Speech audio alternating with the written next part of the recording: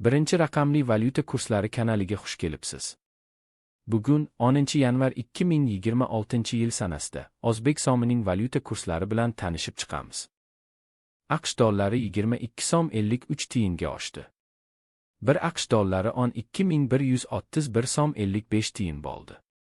Endi 100 AQSh dollari 1.213.155 so'm bo'ldi. Oxirgi oyda AQSh dollari 0.7% ga oshdi. Yevro 14 so'm 94 tiyinga tushdi. 1 yevro 14.124 so'm 76 tiyin bo'ldi. Endi 100 yevro 1.412.476 so'm bo'ldi. Oxirgi oyda yevro 0.2% ga oshdi. Rossiya rubli 3 so'm 23 tiyinga oshdi.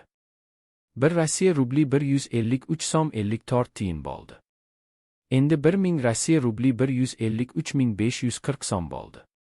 Oxirgi oyda Rossiya rubli 1.1% ga oshdi. AQSh dollarining Rossiya rubliga nisbatan kursi. 1 Rossiya rubli 55 kopeykaga tushdi. 1 AQSh dollari 79 Rossiya rubli 1 kopeyka bo'ldi. Endi 100 AQSh dollari 7901 Rossiya rubli 23 kopeyka bo'ldi. Oxirgi oyda AQSh dollarining Rossiya rubliga nisbatan kursi 0.4% ga tushdi.